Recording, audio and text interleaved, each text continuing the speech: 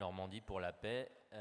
L'histoire de la Normandie, je vais vous laisser rejoindre vos places, est indissociable des idées de paix, de liberté, des idées de droits de l'homme, comme ce forum le souligne, le rappelle année après année.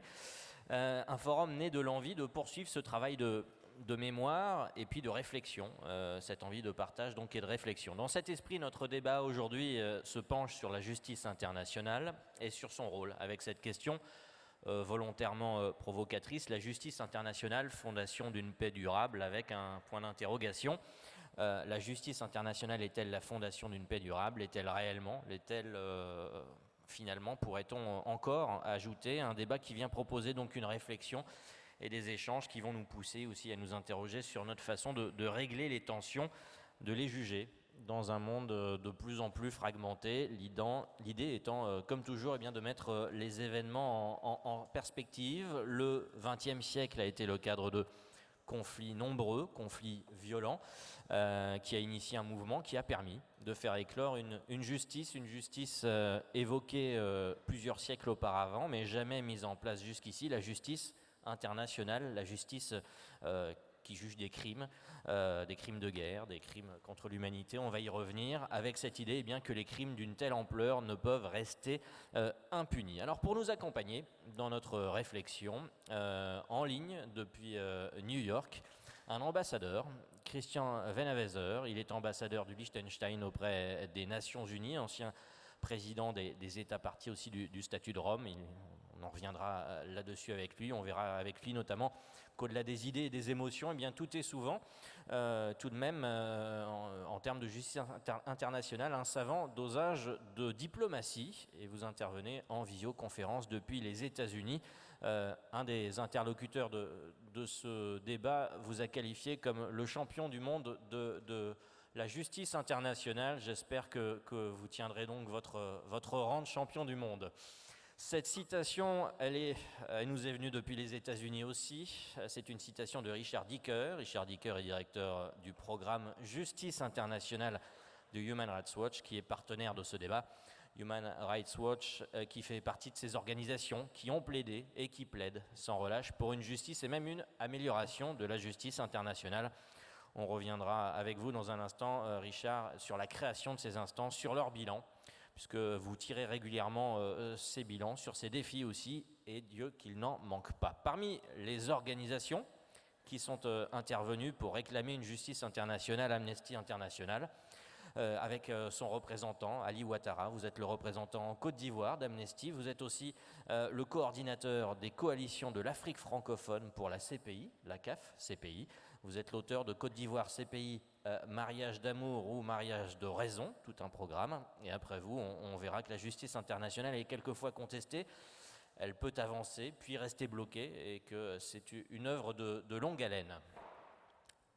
Avec nous aussi Émilie Gaillard. Émilie Gaillard, vous êtes juriste, maître de conférence à Sciences Po Rennes, coordonnatrice générale de la chaire Normandie pour la paix. Vous nous accompagnerez au fur et à mesure de notre réflexion pour nous éclairer sur l'œuvre et sur la justice, et puis vous nous mènerez vers les défis de la justice internationale avec cette notion de droit des générations futures, voir également comment il peut être appliqué, et ça vient de sortir, c'est en anglais. Legal Actions for Future Generations, c'est exactement la dernière publication, la vôtre, celle de la chaire Normandie pour la paix. Avec nous enfin Thierry Cruvelier, vous êtes journaliste, auteur, rédacteur en chef de justiceinfo.net. Vous couvrez depuis 25 ans les crimes de guerre devant les principaux tribunaux internationaux contemporains, le Rwanda, la Sierra Leone, la Bosnie, le Cambodge. Vous avez aussi couvert le procès d'Hissène-Habré devant les chambres africaines extraordinaires au Sénégal. Vous avez écrit sur la question également, autant dire que vous avez suivi tout cela de près. On reviendra sur cette question pendant ce débat. Merci à tous d'être avec nous. Pour commencer, un peu d'histoire. Je vais me tourner vers les États-Unis et vers Richard Dicker. Vous intervenez depuis New York, je le rappelle, avec l'Assemblée générale des Nations Unies, avec le retrait américain d'Afghanistan. J'imagine que ces dernières semaines ont été un petit peu actives. Première question, Richard Dicker, elle concerne l'histoire. Comment est née l'idée de ces tribunaux et comment a-t-on pu mettre la justice internationale en place ?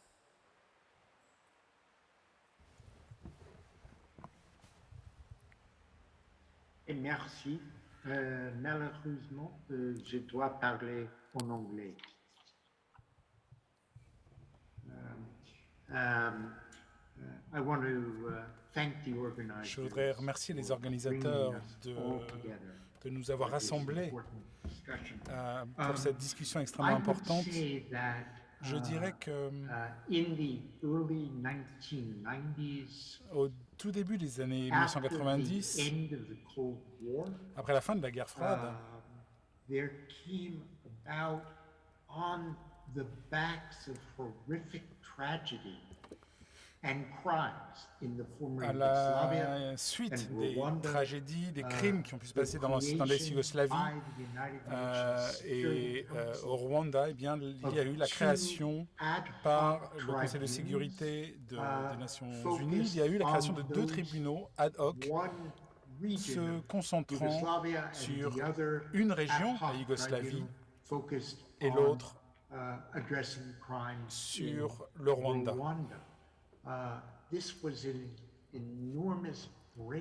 Ça, c'était une avancée extraordinaire. C'était la première fois depuis le procès de Nuremberg, à la fin de la Deuxième Guerre mondiale, qu'il y aurait des tribunaux internationaux qui allaient rendre justice sur des crimes contre l'humanité, sur des génocides, sur des crimes de guerre. 1 an ou 2 plus tard, mais avec un processus extrêmement différent, le traité de la Cour pénale internationale a commencé à être négocié et a été achevé. La différence, c'est que les négociations ont eu lieu entre 140 États, entre 140 gouvernements, et ces négociations, du début à la fin, ont duré près de 7 ans. Le traité lui-même s'est conclu par une conférence à Rome en juillet 1998 où 121 États ont voté pour qu'il soit adopté. Cela crée un sentiment de participation beaucoup plus fort, une adhésion beaucoup plus forte d'États autour du monde. Et c'est comme ça que ce traité, la Cour pénale internationale, a été créée, ou ce qu'on appelle le statut de Rome de la Cour pénale internationale. Et donc, il y a eu ensuite 60 ratifications et accords, et il fallait donc qu'il y ait ces 60 ratifications pour qu'ils soient mis en place. Il y a d'autres cours qui existent, une pour le Liban, une pour le Cambodge, mais la Cour pénale internationale est permanente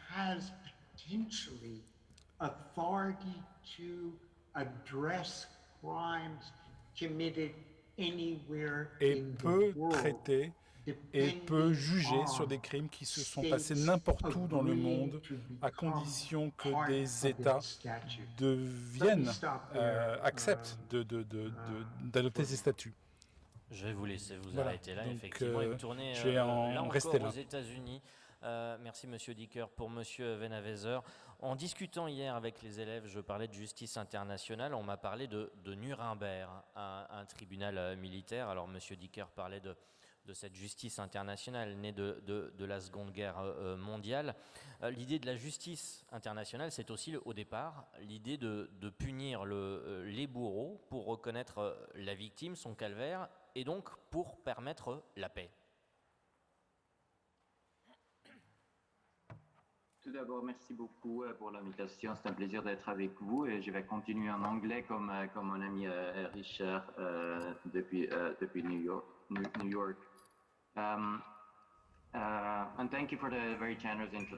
Et merci pour cette présentation. C'est un peu intimidant d'être appelé un champion du monde dans un pays qui compte tellement de champions du monde en ce moment, mais c'est un plaisir d'être avec vous. Je pense qu'il est important de lier cette conversation à la Deuxième Guerre mondiale et la Normandie est un lieu particulièrement opportun par rapport à cette Deuxième Guerre mondiale. Et c'était, je pense, effectivement le début d'une justice pénale internationale effective.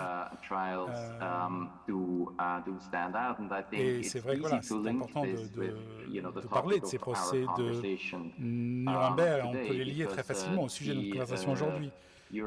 Car l'Union européenne, dont le Liechtenstein, mon pays, ne fait pas partie, mais nous sommes des partenaires très étroits, eh bien l'Union européenne a été appelée le projet de paix le plus réussi de l'histoire de l'humanité. Il est très important de mettre en avant cet aspect de l'Union européenne. Et si on repense à l'histoire de notre continent, on sait que notre région a été dévastée par des conflits armés depuis la nuit des temps et depuis la Deuxième Guerre mondiale, en particulier donc la Deuxième Guerre mondiale, dont l'Union européenne faisait partie de manière extrêmement étroite, et le procès de Nuremberg a été une initiative extrêmement réussie et un bon exemple de l'interaction entre la justice et la paix. Et c'est quelque chose qui a permis à l'Allemagne notamment d'aller de l'avant par rapport aux crimes qui ont été commis par le régime nazi au nom du peuple allemand. Donc c'était une justice. Nuremberg n'était pas une justice parfaite, c'était une justice qui n'a pas été véritablement achevée, et un processus de justice qui n'a toujours pas été finalisé quelque part. Vous avez peut-être vu dans les journaux qu'il y a eu un procès qui sera probablement le dernier par rapport à l'Allemagne nazie, mais cela a permis à l'Allemagne de tourner la page quelque part, et ça a permis à l'Europe de se rassembler. Et pour cela, il fallait qu'il y ait ce tribunal international à Nuremberg, ce qui a permis de planter la graine quelque part pour des efforts de justice internationale qui soient plus larges au niveau international. De justice internationale, en quelques mots, parce que ça va être un de nos défis aujourd'hui. De quoi on parle ? Alors, juste un petit retour, et là, je vais surtout m'adresser aux élèves. Donc, on parle de justice internationale, puis il faut savoir qu'il y a plusieurs types de juridictions internationales. Alors, je vais commencer à partir de 1945. Quand les États ont créé les Nations Unies, ils se sont mis d'accord autour d'une charte, la charte de San Francisco, dont les premiers mots ont pour objectif de préserver les générations futures du fléau de la guerre, parce qu'ils ont pris acte que ce que venait de vivre l'humanité était insupportable. Et dès lors qu'on adhérait à cette charte de San Francisco, on devenait donc membre de l'Assemblée générale des Nations Unies, membre des Nations Unies, et à ce titre, ils reconnaissent tous l'existence de la Cour internationale de justice. Alors la Cour internationale de justice, elle applique le droit international public, très simplement, qui se base sur l'opposition entre guerre et paix, et la Cour internationale de justice applique le droit public pour les États. Et puis, comme l'ont dit nos prédécesseurs, il y a eu cet antécédent des tribunaux pénaux internationaux et le tribunal de Nuremberg, tout d'abord, à circonstances exceptionnelles, juridiction complètement exceptionnelle et création d'un nouveau crime inimaginable, inimaginé, les crimes contre l'humanité. Mais cet inimaginable s'est réveillé, s'est réitéré en Rwanda, en ex-Yougoslavie.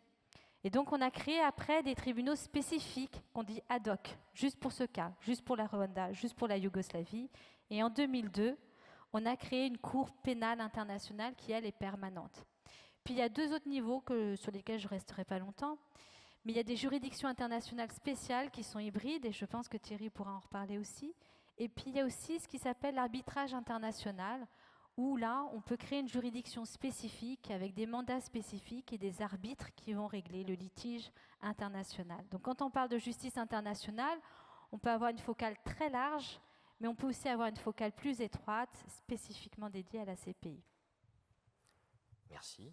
La seule, on va revenir à la CPI peut-être, la seule juridiction internationale permanente à pouvoir juger les crimes les plus graves, le crime de génocide, le crime contre l'humanité, le crime de guerre et sous certaines conditions, le crime d'agression. Alors on reviendra dessus dans un instant avec M.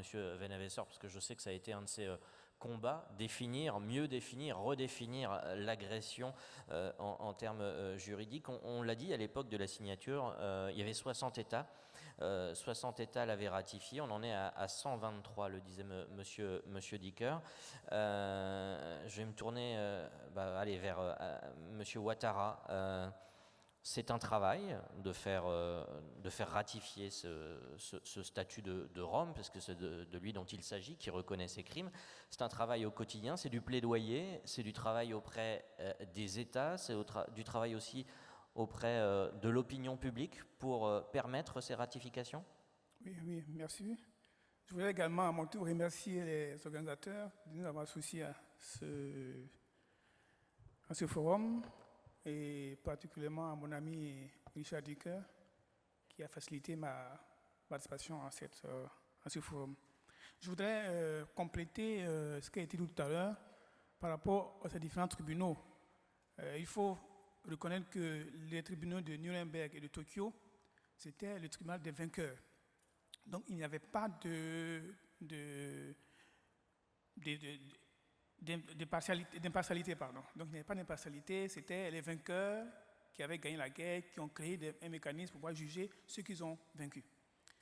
Et les tribunaux spéciaux du Rwanda et de l'ex-Yougoslavie, là c'est le Conseil de sécurité qui l'a créé.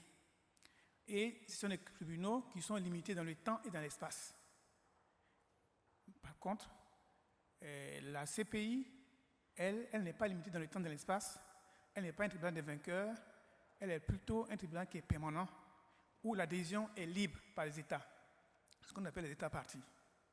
Et donc, si l'adhésion est par les États partis, il faut qu'on puisse amener les uns les autres à pouvoir accepter les compétences de cette cour-là, d'où le travail de ratification qui s'est fait sur le terrain.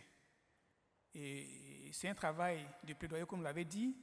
Nous approchons les différentes autorités étatiques, nous essayons de les amener à comprendre la nécessité d'adhérer à ce statut de Rome, ce traité international, parce que, en fait, l'adhésion ne signifie pas forcément que la CPI va venir s'immiscer dans les affaires de l'État, puisque la CPI, c'est une juridiction complémentaire des juridictions nationales. Donc, lorsque c'est ratifié, ça voudrait dire que l'État doit pouvoir avoir une loi de mise en œuvre pour pouvoir incorporer dans son corpus législatif sur le plan local les dispositions, les compétences du statut de Rome pour qu'il puisse avoir les compétences juridictionnelles pour pouvoir juger sur le plan local. Parce que le point de la CPI, c'est vrai, c'est complémentaire, mais ça met en porte-à-faux l'immunité, les privilèges et l'immunité des dirigeants. Donc, quelque part, c'est un peu l'indépendance de l'État qui peut être en jeu. Alors que dans la pratique, ce n'est pas le cas. Puisqu'elle est complémentaire, il faut expliquer aux uns aux autres qu'il faut ratifier le statut. En ratifiant et en ayant cette capacité juridique, on peut juger les crimes graves là sur son sol. Donc, nous sommes parvenus à convaincre beaucoup d'États dans ce sens-là pour qu'ils puissent ratifier. Mais si vous permettez, je vais aller un peu plus loin. Parce que le forum d'aujourd'hui, la question fondamentale, c'est la justice. Est-ce que la justice internationale peut être une fondation pour une paix durable? Sur le terrain, nous constatons certaines choses. Il y a certaines personnes qui trouvent que la justice internationale ne peut pas emporter la paix. Pour eux, lorsqu'il y a un conflit, il faut qu'on mette à perte à profit, c'est-à-dire au niveau des victimes. Donc, ce qu'il faut faire, c'est de faire les amnisties, c'est de faire la réconciliation, Parce que pour eux, si on ne le fait pas, ceux qui ont commis les crimes peuvent revenir encore pour pouvoir agresser. Par contre, il y a une majorité, dont nous, dans les ONG, nous disons que pour qu'il y ait une paix durable, il faut qu'il y ait une justice. Parce que cette justice-là, elle permet de réparer les torts des victimes et elle donne un signal fort aux auteurs des crimes graves. C'est d'ailleurs pour cela, dans mon livre que vous avez cité tout à l'heure, Côte d'Ivoire, ces pays, mariage d'amour, mariage de raison, j'ai dit en citation que l'impunité d'aujourd'hui est le crime de demain. Donc l'impunité est un encouragement à la récidive pour le bourreau, s'ils ne sont pas punis, et l'impunité est un encouragement à la vengeance pour les victimes. Voilà un peu le dilemme dans lequel nous sommes. Donc, dilemme, paix et justice. Nous disons que les deux peuvent se concilier. Voilà. Merci. Merci beaucoup, Ali Ouattara, pour effectivement cette mise au point et cette explication. Et bravo pour ce travail de tous les instants sur le terrain. On va revenir dans un instant vers M. Venneweser qui ensuite devra nous quitter. Thierry Clevelier, vous avez vous aussi en creux consacré votre vie à la justice internationale à votre façon, puisque vous avez d'ailleurs consacré votre journée aujourd'hui en enchaînant les deux débats sur la justice internationale, mais vous êtes reporter, vous avez couvert des guerres, en Sierra Leone, en Afrique, dans les Balkans aussi. Enfin, vous avez été très présent sur les conflits. Et puis derrière, eh bien, vous avez fait partie de ceux qui ont suivi la justice sur la justice internationale, comment elle était rendue, parce qu'il y a le temps du conflit, le temps du crime, il y a le temps ensuite de l'instruction, et puis le temps ensuite du procès et peut-être du jugement. Rendre la justice, M. Ouattara l'évoquait à l'instant, c'est important pour les victimes, mais c'est un temps très long pour les victimes. C'est un temps très long et c'est beaucoup plus compliqué à mon avis, ce que les gens imaginaient au début des années 90 quand les tribunaux pour l'ex-Yougoslavie ou le Rwanda ont été créés. Et puisqu'on est un peu dans cette histoire de la justice internationale, je vais essayer de vous amener à l'histoire présente parce que il s'est passé quand même beaucoup de choses depuis la création des tribunaux par l'ONU il y a 25 ans. On a d'abord testé donc ce modèle un peu international avec d'idées de cours qui sont installées très loin des lieux où les crimes ont été commis et qui sont animés par des juges, des procureurs, des enquêteurs qui viennent de toutes sortes de pays et souvent pas du pays où les crimes étaient commis, avec l'idée à l'époque légitime, défendable, que c'était ainsi qu'on rendrait une justice plus indépendante. Et puis on s'est aperçu que ces tribunaux étaient très déconnectés des sociétés pour lesquelles ils avaient été créés, rendaient pas forcément une justice très pertinente, étaient de moins en moins efficaces, de plus en plus symboliques, et on a commencé à évoluer vers des tribunaux hybrides, donc mixtes, où là on avait un mélange de responsabilités entre nationaux et internationaux. On essayait de les rebaser dans le pays où les crimes avaient été commis pour être plus près des communautés et plus pertinents par rapport à la restauration de l'état de droit. Et puis ces tribunaux hybrides, ils ont aussi finalement pas été très efficace non plus, et aujourd'hui on est quand même dans une situation où tout ce modèle de justice pénale internationale est en crise, et que ce qu'on observe beaucoup depuis quelques années, c'est plus un retour vers le national qu'un développement encore plus important des juridictions internationales qui finalement aujourd'hui sont très symboliques dans leurs actions, dans leurs jugements. Elles jugent extrêmement peu de gens.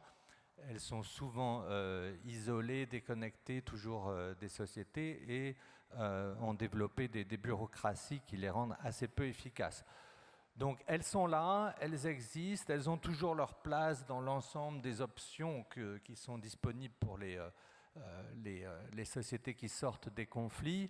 C'est sûrement important de les avoir, mais ce n'est pas là aujourd'hui, à mes yeux, où se joue la plus grande créativité, l'inventivité en matière de justice d'après-guerre. Donc ça, je trouve que c'est assez important de garder en tête qu'on a connu une période folle de justice pénale internationale et que celle-ci, elle est en déclin pour au moins deux facteurs internes qui sont le dysfonctionnement des tribunaux eux-mêmes, et géopolitiques qui sont que cette fenêtre qui s'était ouverte dans les années 90 et qui permettait le développement de ces cours s'est terminée après le 11 septembre et aujourd'hui le Conseil de sécurité de l'ONU n'est pas prêt à créer de nouveau ce type de tribunaux.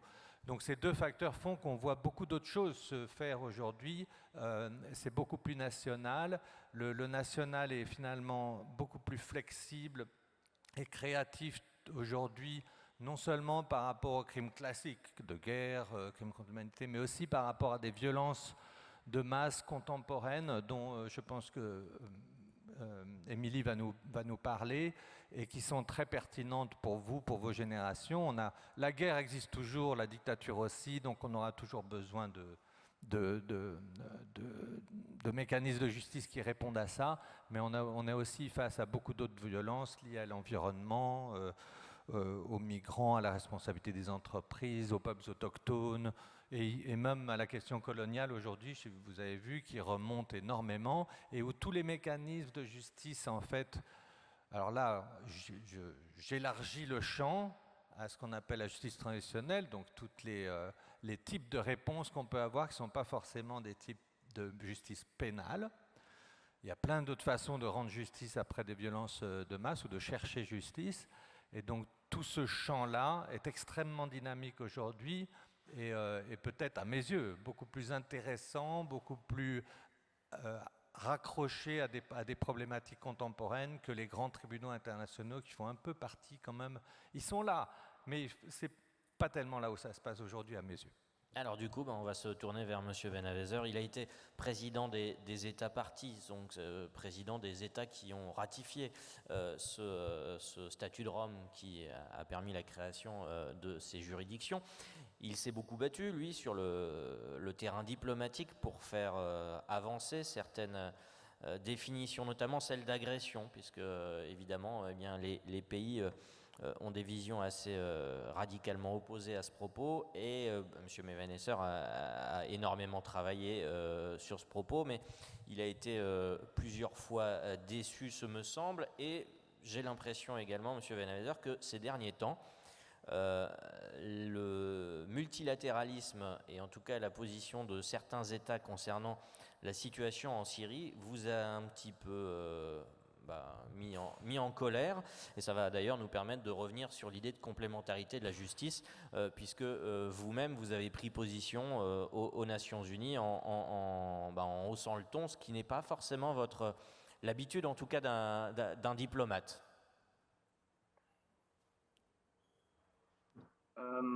As far as Syria, you're saying? Vous avez parlé de la Syrie. Je ne dirais pas cela. Je pense que notre action a été très diplomatique. Simplement, nous avons dit que nous avons créé la Cour pénale internationale pour justement poursuivre le type de crime qui a été commis en Syrie. C'est pour ça qu'elle a été créée.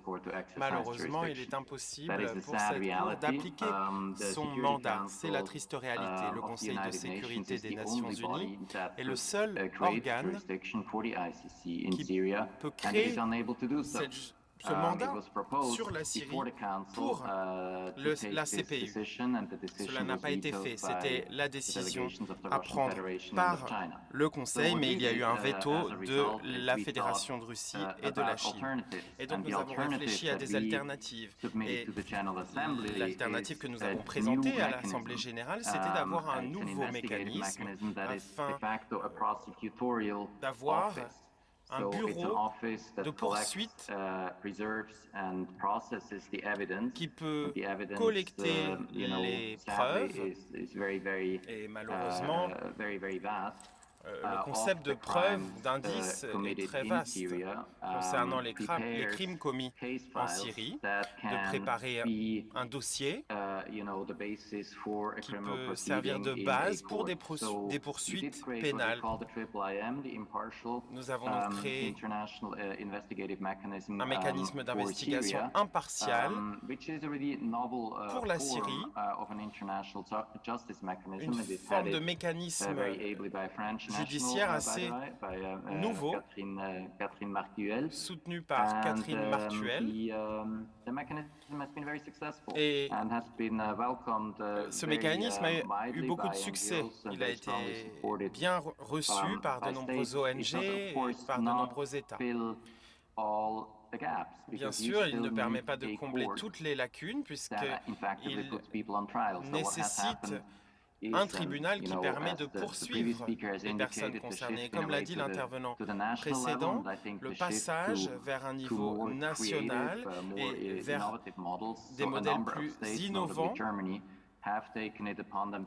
est un système qui a été adopté par de nombreux pays, pas simplement l'Allemagne, afin de poursuivre les personnes qui auraient commis des crimes en Syrie en Allemagne.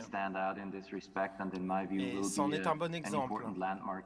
Je pense que ce sera une mesure phare dans l'histoire de la justice internationale. Nous sommes donc ravis d'avoir pu faire cela. Ce n'était pas de la colère, mais plutôt avec un sens de pragmatisme et de la réelle politique afin de trouver des solutions, puisqu'il faut trouver des solutions et il est important, et je veux insister sur ce qui a été dit précédemment, la justice internationale n'est pas la seule forme de justice qui permette d'assurer la paix de manière durable. Il y a d'autres aspects qui sont tout aussi importants et complémentaires. Le modèle de mécanisme de la vérité et de la réconciliation est également un mécanisme crucial pour que la société puisse se réunir après une expérience extrêmement traumatisante et collective. Et donc, que les personnes puissent se réunir de manière positive et puissent avancer ensemble, eh bien, cela est tout aussi important selon moi. Merci beaucoup.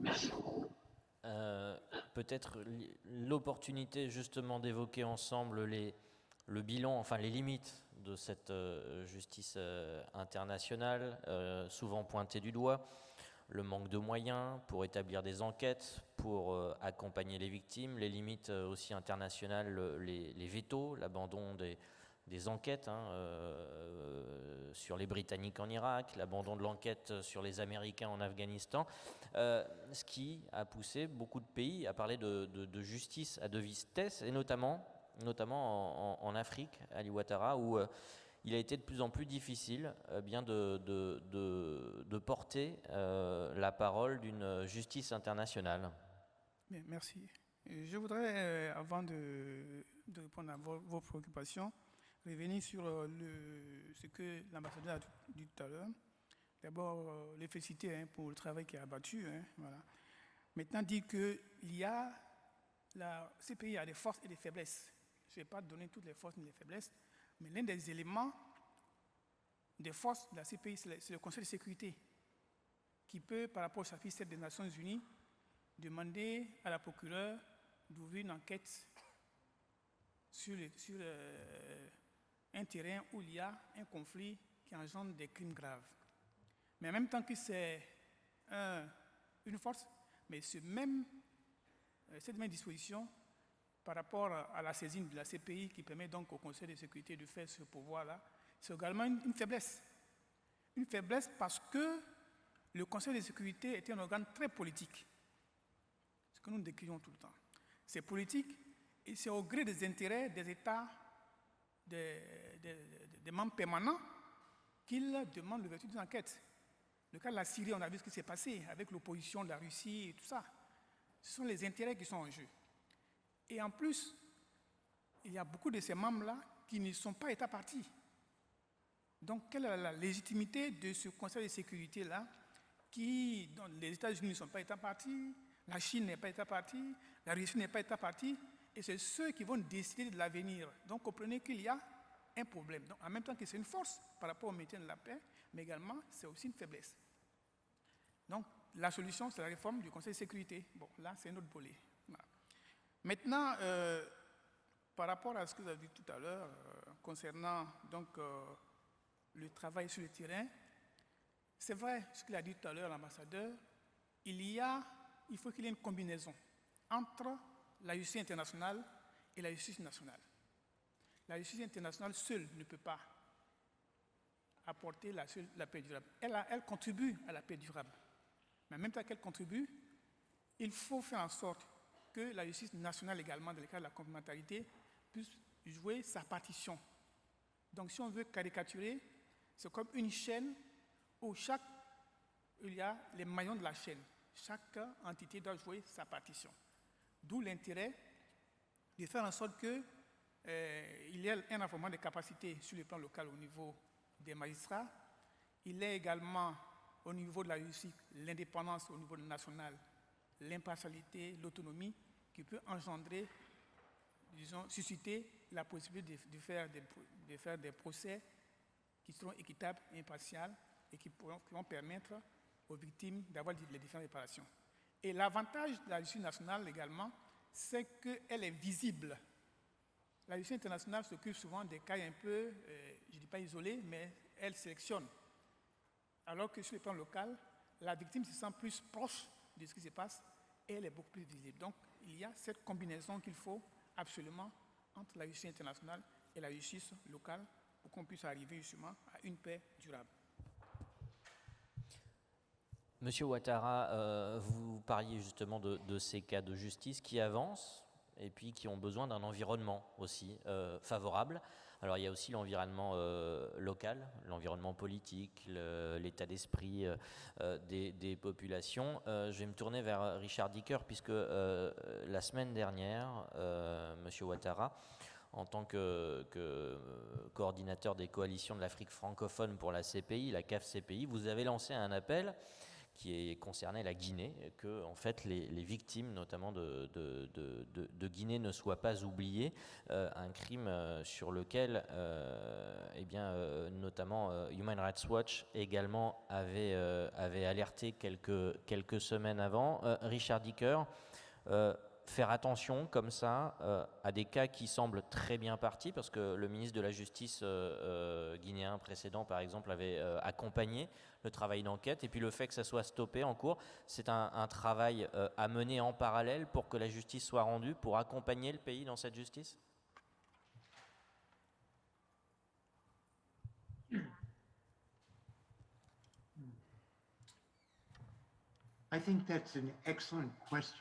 Je pense que c'est une excellente question qui démontre bien la complexité du fait de juger les crimes les plus graves. Et je pense qu'il faut tirer deux leçons à partir de ce qui est arrivé depuis plus de 20 ans. Premièrement, la situation dans le monde évolue. Et Karine l'a dit, la situation du monde est devenue moins favorable et moins en soutien au niveau international et national de ces procès pénaux lorsque des crimes si graves sont commis. Et donc, en 2021, le paysage est différent de celui que nous avions en 1998 ou même en 2005, 2006. La deuxième leçon à tirer, c'est que il faut utiliser tous les outils. Plutôt que d'affronter un outil avec un autre ou en les comparant, je pense qu'il est clair qu'il faut avoir une justice au niveau international, une justice des tribunaux nationaux, comme cela a été le cas en Allemagne, pour poursuivre ceux accusés de crimes graves en Syrie à partir de la législation allemande nationale et ensuite des procès sont nécessaires, tel que celui qui a été interrompu en Guinée, afin que ces 3 canaux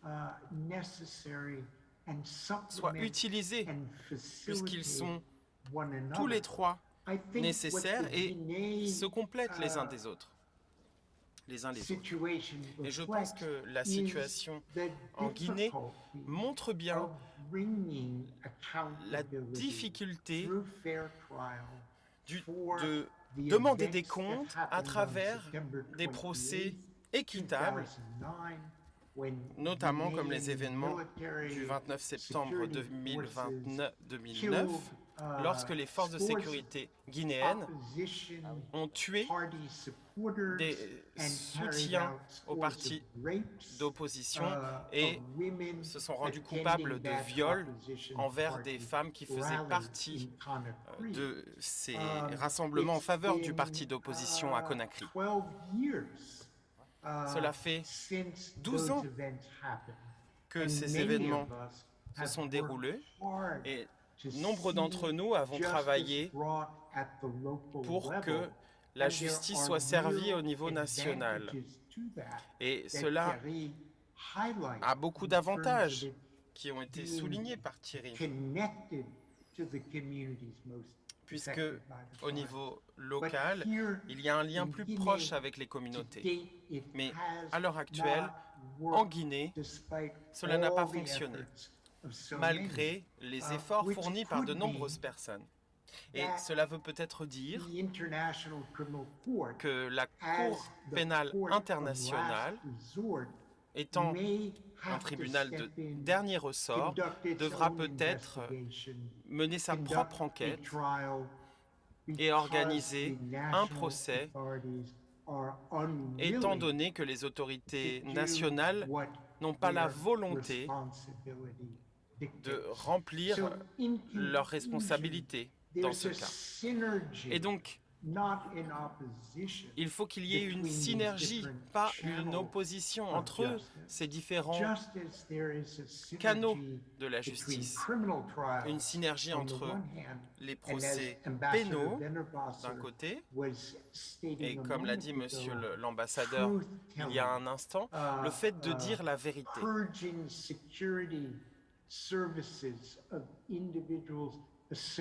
Que ces services de sécurité, ces personnes associées à des crimes doivent rendre des comptes. Et on a besoin que tous ces outils fonctionnent ensemble afin de penser les blessures profondes créées par la commission de ces crimes contre l'humanité, crimes graves. Ce débat, vous m'avez parlé des défis, mettre la pression, communiquer, changer les stratégies. Et en fait, Ali Ouattara, vous avez parlé des stratégies d'enquête. Vous m'avez dit, c'est ce qui fait capoter très régulièrement ces histoires, ces affaires, et en fait, qui fait que la justice ne peut pas être rendue. Alors, je vais vous demander d'être assez concis, mais est-ce que vous pourriez aller plus loin sur cet aspect-là? Merci. Je prends le cas de la Côte d'Ivoire, mon pays. Voilà. Vous savez qu'en Côte d'Ivoire, il y a eu 2 belligérants au conflit. Il y a M. Laurent Gbagbo, l'ancien président, et les partisans de M. Ouattara. De part et d'autre, il y a eu des commissions de crimes. Et le procureur, M. Ocampo à l'époque, a voulu d'abord de faire les enquêtes de façon séquencée. C'est-à-dire qu'il a voulu d'abord faire une enquête sur les partisans de M. Gbagbo, qui a perdu le pouvoir, et puis laisser les partisans de M. Ouattara. C'est une stratégie que le procureur a adoptée. Aujourd'hui, on voit les conséquences sur le terrain. Et donc, il y a eu 3 mandats d'arrêt qui ont été émis, M. Gbagbo, M. Blé Goudé et Mme Simone Gbagbo. Et nous, en tant que ONG, on a fait du plaidoyer auprès du procureur pour demander qu'également il y ait Côte d'Ivoire 2. En fait, c'était Côte d'Ivoire 1 qui était la première situation, qu'il y ait Côte d'Ivoire 2. Et quand vous avez lu mon analyse par rapport au retard des enquêtes, Côte d'Ivoire 2, jusqu'à la traîne, et le bureau parle de problème de ressources. Et donc, ce qui fait qu'aujourd'hui, les partisans de M. Ouattara sont restés sans avoir été inquiétés et on a plutôt fait la promotion de ces personnes souvent qui ont été inculpées à travers la commission Vérité et Réconciliation au niveau de la Côte d'Ivoire. Ces personnes ont été promues. Et donc, ça veut dire que la stratégie d'enquête peut avoir une influence négative sur le résultat qu'on attend. Quand on prend le cas de Kenya par exemple, où c'était de façon équilibrée. Il y avait 3 opposants, 3 membres du pouvoir. Voilà. Donc, il faut que le bureau voit sa stratégie d'enquête. Et on vient d'apprendre dernièrement qu'au niveau de l'Afghanistan, c'est aussi un autre problème de stratégie d'enquête, hein, le fait que le procureur demande à ce qu'on enquête seulement sur une partie, et les talibans, et puis l'autre, les États-Unis, tout ça, bon, on laisse tomber. Ça discrédite la Cour, ça fait qu'il y a une justice des vainqueurs, comme au temps de Nuremberg, puisqu'on s'appuie sur le pouvoir en place pour pouvoir juger les opposants. C'est un peu ça qui se dessine. Donc aujourd'hui, ces sentiments de justice des vainqueurs, c'est ce qu'il y a en Côte d'Ivoire. En Côte d'Ivoire, on dit que c'est la justice des vainqueurs parce que c'est M. Ouattara qui a gagné les élections. Donc c'est lui qui est au pouvoir et la CPI s'est appuyée sur lui pour arrêter M. Gbagbo, pour l'envoyer à la Cour. Voilà.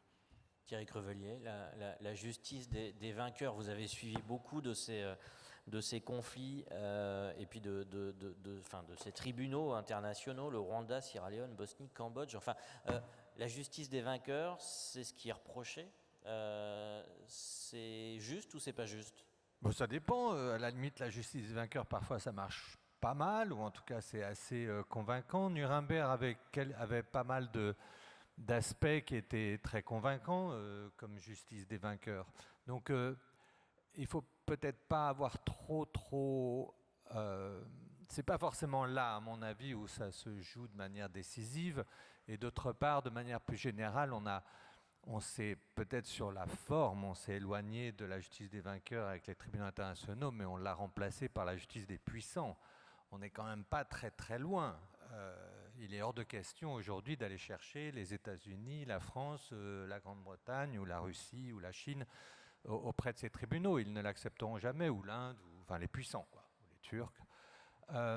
Donc, tous ces tribunaux sont quand même essentiellement aujourd'hui une justice des puissants. Après, elle peut être malgré tout une justice intéressante ou équitable, comme elle peut ne pas l'être du tout. Mais elle n'a pas non plus. C'est pas forcément là pour moi que ça se joue. Hein. C'est pas forcément sur cette. C'est sur l'impact ou la pertinence par rapport à la société où les crimes ont été commis qui me semble être un facteur beaucoup plus décisif d'évaluation de la validité d'un processus de justice. Si elle n'a absolument aucune espèce d'importance réelle pour la société concernée, on peut quand même se questionner sur son intérêt ou en tout cas reconnaître sa valeur purement symbolique. Donc par exemple, vous voyez, si on veut se transporter un peu sur ce qui se passe aujourd'hui, les 2 grands événements pour moi de justice ces derniers temps, ça a été des exemples nationaux.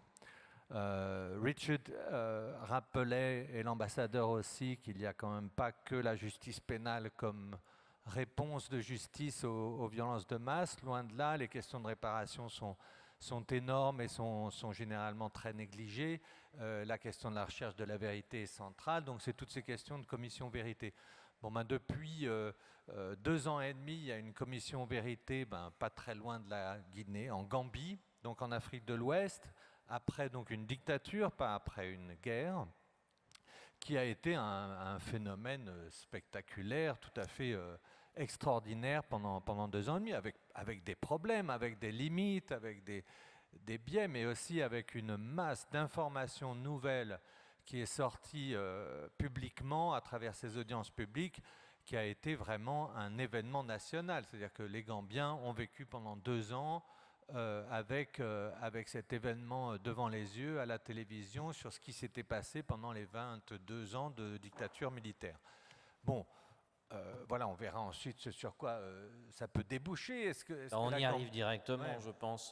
Peut-être, on va se tourner vers Émilie Gaillard dans un instant, parce qu'on a beaucoup parlé de l'avenir, de la justice aussi transitionnelle, à laquelle vous croyez énormément. Et alors, donc, dans notre panel, Émilie Gaillard, juriste, vous y croyez particulièrement parce que vous essayez de faire naître une législation internationale qui permet de clarifier, si je résume, les responsabilités et donc en fait de sauver, de protéger les générations futures. Un État, l'archipel de Vanuatu vient d'intenter, en tout cas un appel devant la CPI, demande un avis légal sur les conséquences du changement climatique. Et ça, en fait, c'est la première conséquence, on va dire, de vos travaux sur ce que peut devenir cette justice internationale. Oui, je vous remercie. Alors, plus qu'une législation, je travaille en tant que chercheuse à faire progresser un droit qui tienne en respect l'avenir, c'est-à-dire qui respecte l'intégrité de l'environnement et qui respecte également l'intégrité de la condition humaine, c'est-à-dire protéger éventuellement l'espèce humaine de projets tels que l'eugénisme, la modification génétique. Donc le droit des générations futures, c'est un droit qui ajoute une dimension temporelle au droit actuel. Donc on va le transposer de suite à la justice internationale. C'est-à-dire que dès lors qu'aujourd'hui on met en danger l'avenir, de manière certaine ou incertaine, principe de précaution, alors on peut estimer qu'il est devenu de l'office du droit, de ses champs légitimes, de protéger les générations futures. Donc le droit des générations futures a ces deux pôles, l'environnement et la bioéthique. Alors, il y a plusieurs types de travaux que l'on mène au sein de la chaire Normandie pour la paix.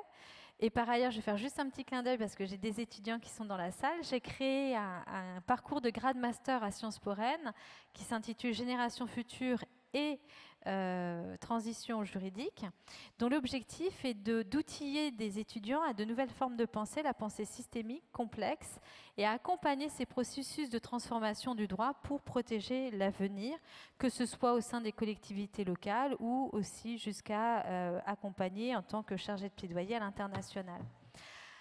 Alors, dans ce travail de recherche, il y a deux pôles que l'on mène plus spécifiquement au sein de la chaire Normandie pour la paix, qui est fille du 2e forum Normandie pour la paix. C'est une chaire d'excellence CNRS qui est donc financée par la région Normandie et abritée à la Maison de la recherche en sciences humaines à l'université de Caen.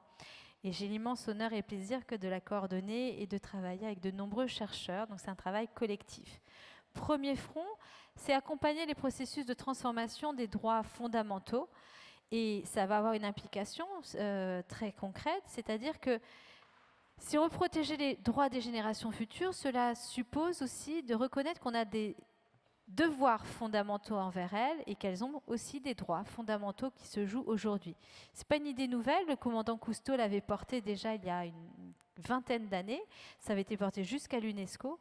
Et aujourd'hui, on voit bien qu'avec les marches climat, les jeunes demandent cette reconnaissance aujourd'hui des droits des générations futures. Puis au final, c'est une certaine temporalité et évolution logique. Il y a bien eu des crimes contre l'humanité passée. Si aujourd'hui on met en danger avec certitude l'avenir, on peut se poser quand même la question raisonnablement si on ne commet pas des crimes contre les générations futures et s'il n'y a pas des droits envers elles. Et le deuxième pôle, c'est celui-ci, I Am Climate Justice. C'est le talk sur la base de la présentation du leader Tony Oposa qui était là l'année dernière, qui est un avocat philippin, qui a remporté la première affaire en justice au nom des générations futures. Il dit que le moment de discuter est passé, the time for talk is over. Et il a lancé un appel qui est suivi, effectivement. Et donc le Vanuatu est le premier État à soutenir cette idée avec des jeunes du Pacifique. L'idée, c'est de dire, on va aller voir une juridiction internationale, on va aller saisir la Cour internationale de justice. Mais pas d'une action contentieuse, puisque de toute façon on n'est pas des États, mais d'un avis consultatif. Donc, la Cour internationale de justice, je vous ai expliqué tout à l'heure, elle est reconnue par tous les États membres de l'ONU, et donc on peut la saisir notamment par une résolution qui serait adoptée par l'Assemblée générale des Nations unies. Tout ça pour dire quoi? Que les jeunes à travers le monde marchent pour le climat, que les jeunes à travers le monde peuvent aller saisir le ministre des Affaires étrangères de leur État. Donc il y a une coalition internationale qui s'appelle ICGAO et qui se coordonnent sous l'égide notamment de Solomon Yeo, qui est donc le jeune à la tête de cette campagne internationale basée au Pacifique. Et donc Solomon porte ce plaidoyer, et donc il faut, vous comprenez, comme la Cour internationale de justice pose le droit international dans un contexte entre les États, il faut que les États s'emparent de cette question. Et le Vanuatu vient d'annoncer qu'il va porter une certaine leadership sur cette question.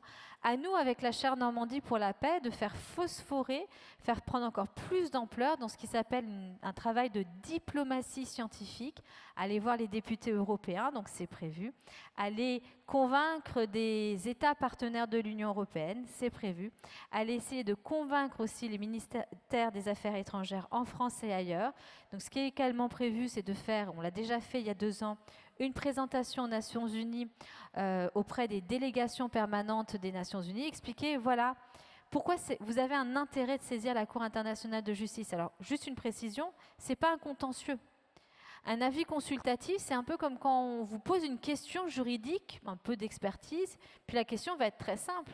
On va demander à la Cour internationale de justice, qui est la cour la plus légitime, pour parler du droit des générations futures, quelles sont les obligations des États au regard du droit international pour faire face au changement climatique, que ce soit tant par rapport aux générations actuelles, aux générations futures, sachant que l'approche, elle n'est pas centrée sur l'être humain, elle n'est pas anthropocentrique, elle est aussi en lien d'interdépendance et de haut respect de l'environnement. Donc c'est une aventure qui est fort stimulante de diplomatie scientifique, je répète, I am climate justice.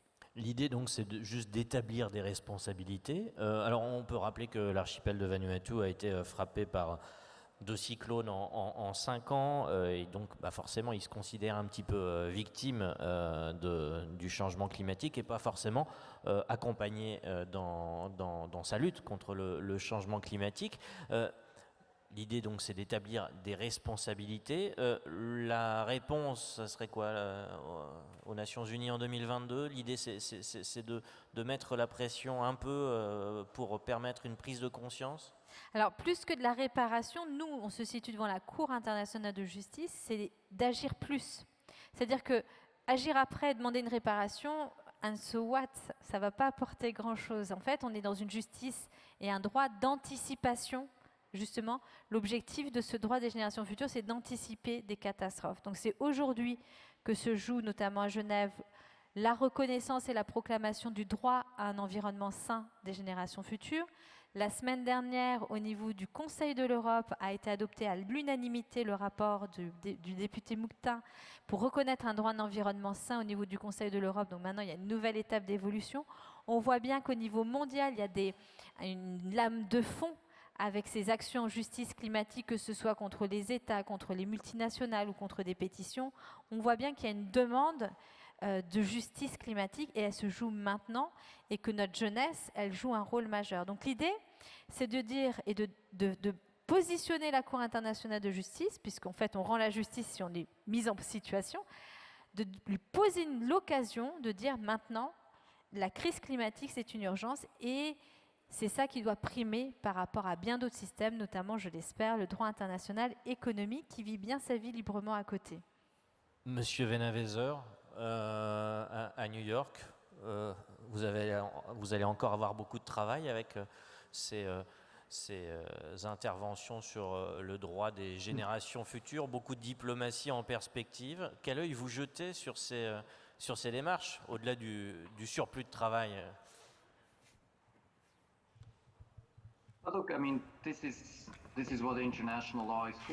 C'est à ça que sert le droit international. Il est très important que nous regardions ces aspects légaux et juridiques. C'est un changement de paradigme, bien évidemment, mais voilà, il y a cette conversation qui a lieu en ce moment. On parle de justice climatique, on parle de justice intergénérationnelle, et je pense vraiment que nous devons traiter ces affaires. Le changement climatique est une menace immense pour nous. Et pas seulement pour la planète va rester là. C'est nous qui allons mourir, c'est pas la planète. Donc c'est quelque chose que nous devons véritablement traiter et il est très important que nous nous intéressions aux aspects juridiques de ces questions-là. Il y a d'autres initiatives qui sont en route, de gens qui font des suggestions dans le statut de Rome, dans le cadre de la Cour criminelle, de la Cour pénale internationale, et pas seulement de la Cour internationale de justice. Et donc d'amender le statut de Rome, d'inclure les crimes contre la nature, d'inclure ce qu'on appelle l'écocide. Et donc ça serait quelque chose, c'est un vrai défi. C'est une discussion très très importante quand cela viendra à nous. Vous avez raison, il y a beaucoup de choses à faire. Et je voulais féliciter ma collègue pour cette initiative et pour cette présentation extrêmement passionnante de cela. C'est quelque chose d'envisageable. L'écocide jugé devant la CPI, c'est quelque chose d'envisageable? Tout ce que je peux dire, que c'est quelque chose qui a été proposé, c'était au tout début du développement, c'est pas encore devant les États parties, mais il y a beaucoup de gens, beaucoup d'universitaires, etc., qui se sont unis pour faire cette proposition. On en est là pour l'instant, et c'est quelque chose qui sera controversé, qui sera difficile, qui prendra pas mal de temps, et qui demandera de longues discussions. Ça ouvre des portes. Oui, alors, ce que j'ai dit, ça vaut pour la Cour internationale de justice. Et bien sûr, il y a des systèmes régionaux, internationaux de niveau américain, interaméricain, africain, européen. Donc on peut imaginer ça dans tous les systèmes. Et à côté, comme vient de le dire mon collègue, il y a Stop Écocide International qui a lancé une campagne internationale suite aux travaux de la juriste Polly Higgins pour faire reconnaître le crime d'écocide qui est un crime contre la nature et aussi on peut dire des générations futures, mais pas que.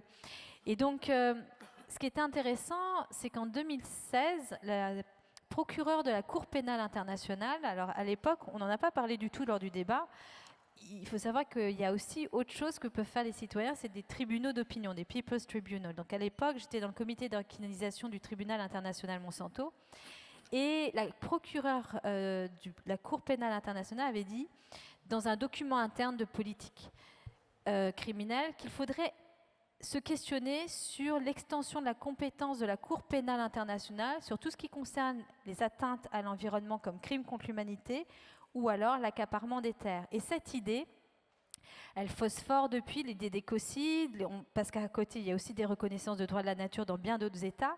Donc c'est quelque chose qui monte, qui était déjà envisagé en fait lors de la rédaction des statuts de la Cour pénale internationale et qui a été effacé lors de la nuit de négociation. Et donc, à nouveau, c'est le Vanuatu qui est l'État leader pour impulser cette idée. Une définition vient d'être rendue par un collège avec des experts et des non-experts, mais des experts comme Philip Sands. Et donc, aujourd'hui, le moment est venu de effectivement fédérer aussi la communauté des chercheurs pour faire ce travail de diplomatie scientifique. On ne peut faire ces réformes des conventions internationales qu'en travaillant avec les États et qu'en s'appuyant aussi avec la société civile, parce que pour faire bouger les États, il faut aussi que la société bouge cela. Et la jeunesse, manifestement, a une force et une énergie de conviction pour les États qui est non négligeable. Alors, la jeunesse aura la parole dans quelques instants. Je me tourne vers Richard Dicker concernant cette justice, la justice notamment climatique. Est-ce que finalement, vous, en tant que défenseur des droits, la défense des droits climatiques vient s'ajouter à votre panel? Et puis alors une autre question, elle est un petit peu provoque de ma part, mais vous me l'aviez un petit peu soufflé précédemment. Vous êtes défenseur des droits, mais vous êtes également américain. Alors américain concernant le fonctionnement des juridictions internationales, américain également concernant le climat. Comment on arrive à gérer les deux? Je sais que pour vous, c'est quelquefois quelque chose qui vous questionne.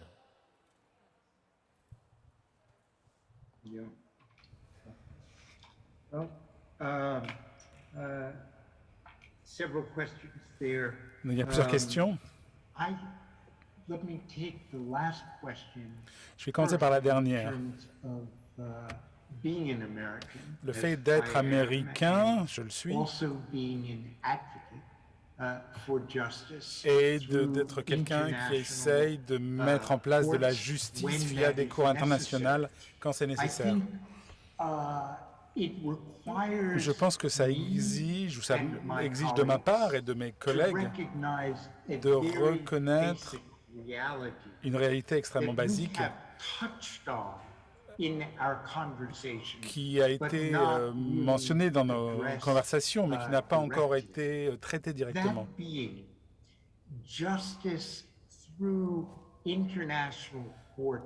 La justice via des cours internationales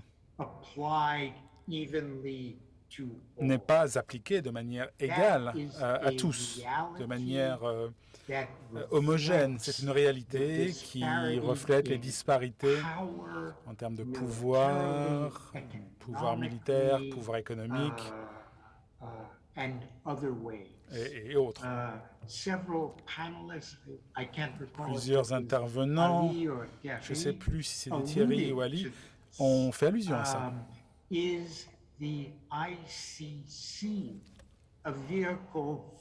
Est-ce que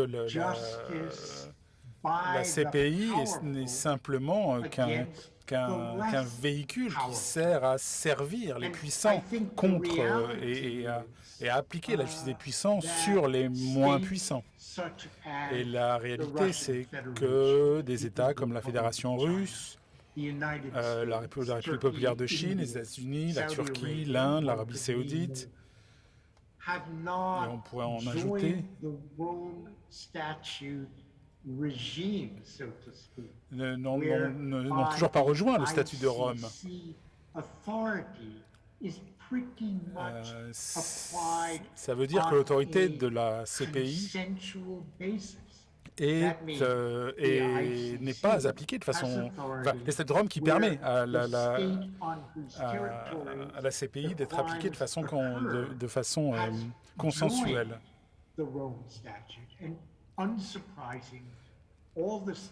Et tous les États que je viens de mentionner, et d'autres encore, n'ont pas voulu se soumettre à la justice internationale. Le défi que cela génère pour moi en tant qu'Américain, c'est de reconnaître cette réalité et de me battre de toutes mes forces pour changer cela. Et de ne pas l'accepter. Et de travailler, comme l'a dit Martin Luther King, pour essayer de changer, de modifier, de courber la justice pour qu'elle soit appliquée de manière plus égale et plus équitable dans le monde. Je m'arrêterai là-dessus. C'était vraiment très très intéressant pour moi de voir ce qui s'est passé au niveau des tribunaux, de s'éloigner de son focus au niveau africain et de voir qu'il y a maintenant des enquêtes qui sont en train d'être lancées sur des crimes en Afghanistan, en Palestine, peut-être des crimes aussi commis en Ukraine, où des citoyens russes pourraient être impliqués dans des crimes de guerre extrêmement graves. Donc je pense qu'en tant qu'Américain, c'est une responsabilité d'aider pour le mieux possible, pour qu'il y ait des enquêtes qui soient menées dans ces endroits-là et pour que les États-Unis ne soient plus une exception. Et les enquêtes en Afghanistan ont permis d'avoir la première possibilité d'amener les États-Unis en justice. Et c'est pour ça que la déclaration du procureur lundi dernier, qui a dit qu'il allait se concentrer exclusivement sur les crimes commis par les talibans et par l'État islamique, était vraiment quelque chose de négatif. Et sur le deuxième point, je pense que l'écocide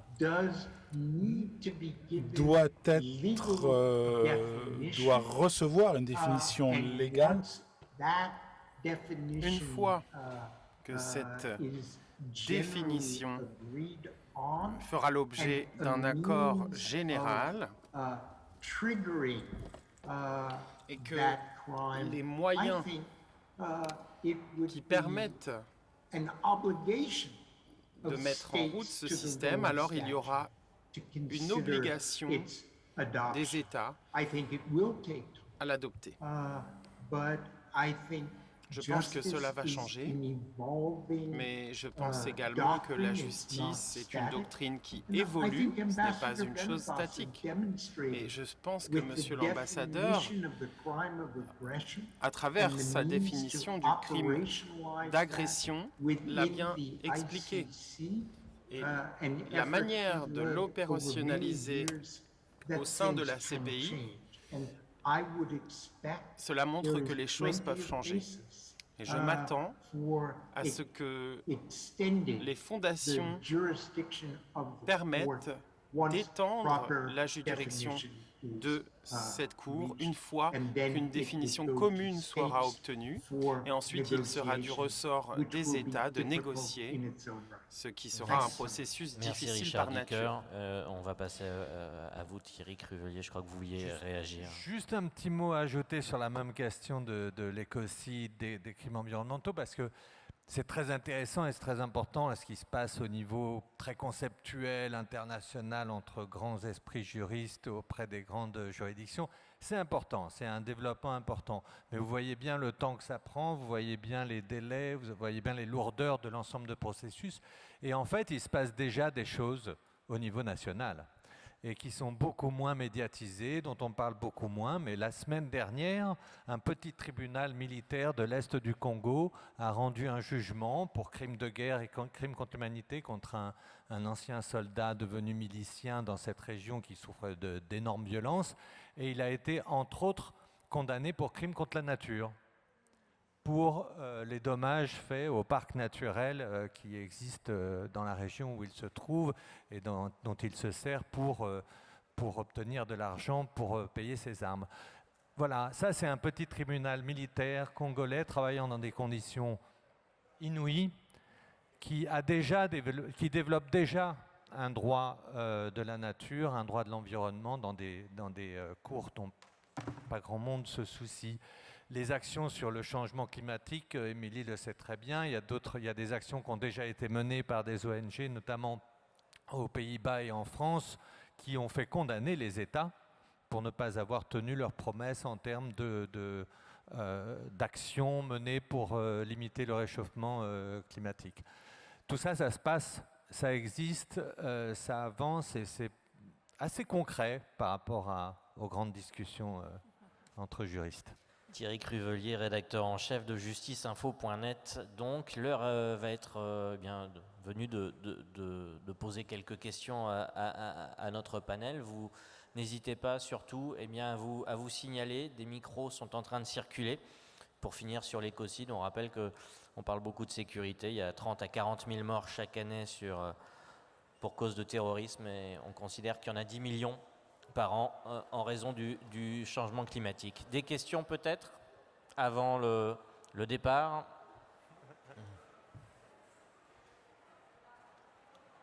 On en a au moins une. Bonsoir et merci pour la qualité du débat.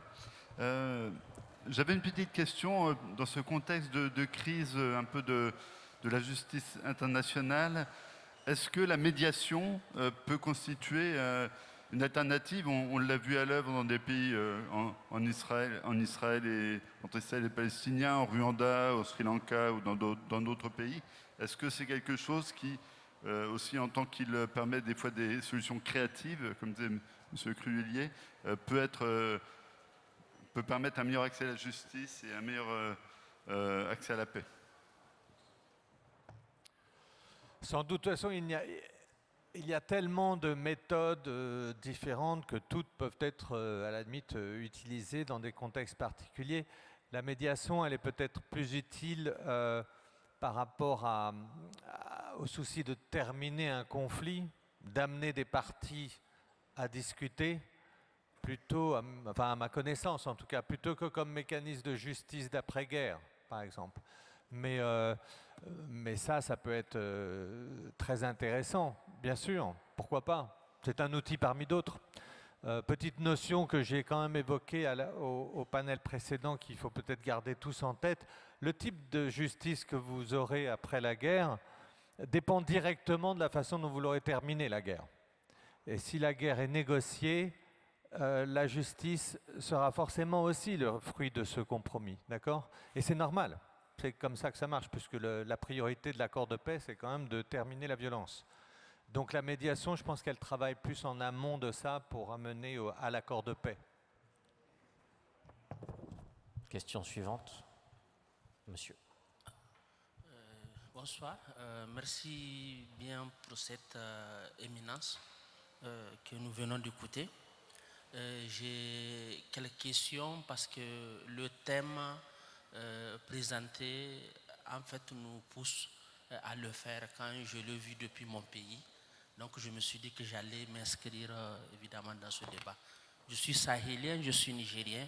Donc quand on a parlé de justice internationale et j'ai écouté vos interventions, vous-même vous êtes convaincu évidemment de la démarche de cette justice internationale, si on peut le dire. Aujourd'hui, nous vivons un chaos que vous connaissez au Sahel. Mais qui est responsable?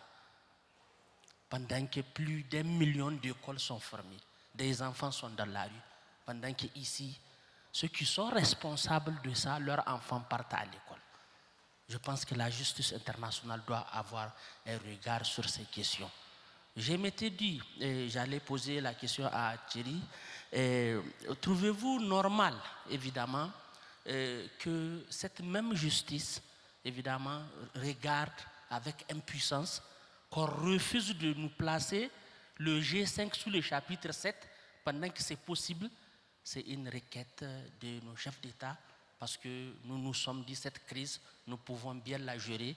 Nous avions besoin de la solidarité de la justice. Si aujourd'hui nous sommes là en Normandie, c'est parce que la France, les Normands, évidemment, se jouissent de cette solidarité des Anglais, des Canadiens, de nos grands-parents tireurs qui sont venus aider pour libérer ces choses. Donc on a besoin de cette solidarité, évidemment inscrite dans ce cadre, évidemment, de cette justice. C'est ça un peu vraiment mes questions, si ça peut trouver des réponses. Merci bien. Monsieur Dicker ou Monsieur Venaweser, peut-être?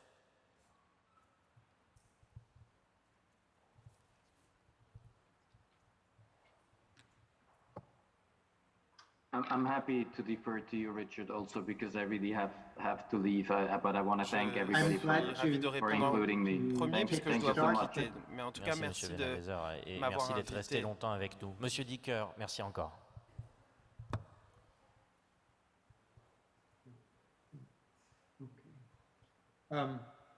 I would just start by saying, Je voudrais commencer en disant I don't think que international je ne justice crois pas is que la powerless. justice internationale However, it does not have at its disposal n'ait pas la a capacité police force. de faire quoi que ce soit, mais elle n'a pas de force It cannot policière deploy officers, et ne peut pas déployer to arrest des agents pour arrêter and that des has individus. been true of the earlier country-focused Et cela tribunals. It is true of the International est le cas Criminal pour Court. les premiers tribunaux et c'est le cas pour la Cour pénale internationale. Cela fait partie de ses faiblesses.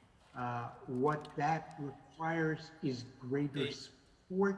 Cela nécessite un soutien supplémentaire, une plus grande coopération de la part d'autres États signataires de ces statuts. Concernant votre première question, vous avez parlé du Sahel, du Niger, en demandant si cette situation pourrait être examinée par la Cour pénale internationale. Je pense que cela dépend s'il y a des conduites qui correspondent à des crimes contre l'humanité dans le chaos que vous avez décrit. S'il y a des meurtres à grande échelle et systématiques ou des actes de torture qui sont commis dans le cadre d'une politique, alors il pourrait être dit qu'il s'agit là de crimes contre l'humanité. Mais l'ACPI a un seuil très élevé dans cette définition et dans le type de crimes sur lesquels elle peut exercer son autorité. Et donc, une analyse juridique serait nécessaire. Je ne crois pas que la CPI serait en mesure d'investiguer sur le chaos que vous avez mentionné. Il faudrait qu'il y ait des crimes de guerre ou crimes contre l'humanité. Je m'arrête sur ce point et donne la parole aux autres panélistes pour qu'ils répondent à la question. En attendant une autre question par rapport à cette question. Moi, je voudrais seulement dire qu'il y a trop d'attentes par rapport à la CPI. Il y a trop d'attentes par rapport à la CPI. Donc la CPI, c'est vrai, a suscité beaucoup d'espoir, mais il y a trop d'attentes. La CPI a des limites. Elle a des forces, elle a des faiblesses. Il faut tenir compte de cela. Elle est complémentaire, comme on l'a dit, des juridictions nationales. Donc il faut tenir compte de cette donne-là. Le devoir régalien d'un État, c'est de faire en sorte que sa population soit en sécurité, que lorsqu'il y a des crimes, qu'on puisse aller à des procès équitables. Bon, donc la CPI, comme on l'a dit, elle vient en appoint. Comme l'a dit Richard, c'est un tribunal de dernier ressort. Donc, il faut compter d'abord sur la juridiction nationale. Et puis, pour parler de paix, je me permets de revenir encore sur le point de la paix. Il y a un volet qu'on a mis en veilleuse, c'est ce volet de la culture. C'est fondamental. Même s'il y a des juridictions qui sont là, des mécanismes qui sont là, il faut que la population ait cette culture de paix, cette culture du respect des droits humains. Également, le volet sociologique également. Le cas de la Guinée, c'est un exemple. Lorsque des dirigeants se permettent de faire des réformes constitutionnelles pour pouvoir changer, modifier la Constitution, pour avoir un troisième mandat, évidemment, c'est une question de sociologie, ça rentre en compte dans le volet de coup d'État constitutionnel. Donc, lorsqu'on a ce comportement, cette habitude-là, évidemment, ça ne pourra pas instaurer la paix dans le pays.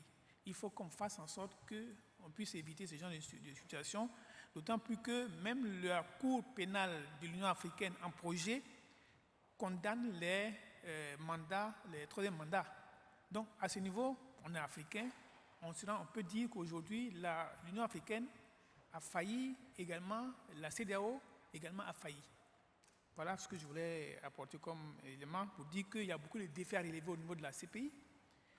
Parmi ces défis-là, il y a évidemment le fait de faire accepter par les uns les autres l'impartialité de la CPI. C'est fondamental. Il y a trop d'attentes, Thierry Crevellier, autour de la CPI, et cette culture de la paix n'est pas assez présente? Qu'il y ait trop d'attentes auprès de la CPI, là, oui, mais alors vraiment infiniment trop. Là, il faudrait arriver à ramener complètement le débat, à mon avis, à un autre niveau pour être raisonnable. Encore une fois, ce que peut éventuellement faire la CPI est tellement minime et tellement symbolique que lui donner toutes ces attentes est une recette pour la déception et la désillusion. Il faut vraiment, je pense là, se remettre les choses en tête et ne pas mettre cette cour sur ce piédestal qui ne lui sert pas en plus. Donc ça, c'est le premier point. Deuxièmement, il faut aussi faire attention, un tribunal n'arrête pas la guerre. Hein. Ce n'est pas la justice qui arrête la guerre.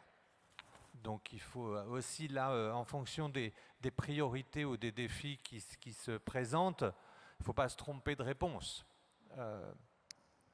Une guerre, un conflit se termine soit par une victoire d'une des parties sur l'autre, soit par une paix négociée. Mais ce qui est au centre de cette négociation, s'il y en a une, c'est ce que je viens de dire tout à l'heure, ce n'est pas la justice, c'est l'arrêt des violences, c'est la paix. La justice peut être un élément de la négociation, mais elle n'est pas ce qu'on négocie. D'accord ? Et donc ça, je crois qu'il faut juste remettre les choses dans leur ordre politique naturel. Merci. Thierry Cruvelier, d'autres questions peut-être ? Sans quoi il va être l'heure de baisser le rideau, on va dire. Voilà, c'est la fin de ce dernier débat du 4e forum donc pour la paix, Normandie pour la paix. On vous remercie Thierry Cruvelier d'avoir accepté notre invitation, une invitation un peu au dernier moment, mais qui a apporté, je pense, quelques lumières dans ce débat. On remercie Christian Venavesser, même s'il est déjà parti. Un grand merci à vous aussi, Ali Ouattara, et pour votre éclairage et puis pour votre action au quotidien sur le terrain. Et on sait que ce travail de terrain est essentiel. Richard Dicker, directeur du programme Justice internationale de Human Rights Watch, merci à vous d'avoir participé à ce panel, de l'avoir un petit peu organisé, d'avoir soufflé des noms. On espère vous retrouver en Normandie un jour où la justice aura permis de ramener la paix. Et puis, eh bien, on va vous remercier également, Émilie Gaillard, vous qui êtes un peu la locale de l'étape, puisque vous avez votre chaire ici pour les générations futures, une chaire Normandie pour la paix. Et on rappellera la sortie de cet ouvrage, Legal Actions for Future Generations. C'est en anglais, autant dire que Richard Dicker pourra le lire à loisir, même s'il lit parfaitement le français. Bientôt, il y aura la version française et actualisée, donc ça arrive. Très bien. Merci à vous d'être venus. Merci à tous de votre fidélité. Et on vous dit à bientôt.